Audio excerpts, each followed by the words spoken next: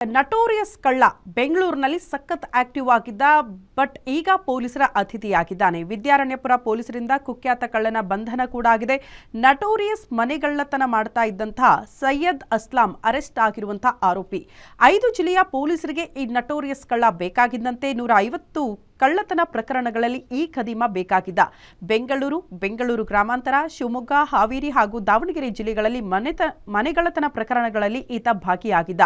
ಹಗಲು ವೇಳೆ ಐಷಾರಾಮಿ ಮನೆಗಳ ಸರ್ಚ್, ರಾತ್ರಿ ಆದರೆ ಸಾಕು ಕಳ್ಳತನ ಮಾಡ್ತಿದ್ದ. ಮನೆ ಕಿಟಕಿ ತೆರೆದು ಮಹಿಳೆಯರ ಸರ ಎಗರಿಸಿ ಅಲ್ಲಿಂದ ಎಸ್ಕೇಪ್ ಕೂಡ ಆಗ್ತಿದ್ದ.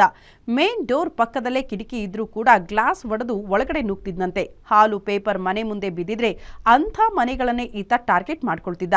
ಹೊರಗಿನಿಂದ ಗೇಟ್ ಲಾಕ್ ಆಗಿರುವ ಮನೆಗಳಿಗೆ ಕಳ್ಳ ನುಗ್ಗಿ ಕಳ್ಳತನ ಮಾಡ್ತಿದ್ದ. ಕಳ್ಳತನ ಮಾಡಿ ಬಂದಂತ ಹಣದಲ್ಲೇ ಮೋಜು ಮಸ್ತಿ ಮಾಡಿಕೊಂಡು ಆರಾಮಾಗಿ ಲೈಫ್ ಲೀಡ್ ಮಾಡ್ತಿದ್ದಂತೆ ಈ ಆರೋಪಿ. ಕೇಸ್ ದಾಖಲಾಗೋ ಠಾಣಾ ವ್ಯಾಪ್ತಿಗೆ 1 ವರ್ಷ ಕಾಲಿಡಲ್ಲಂತೆ ಕದೀಮ.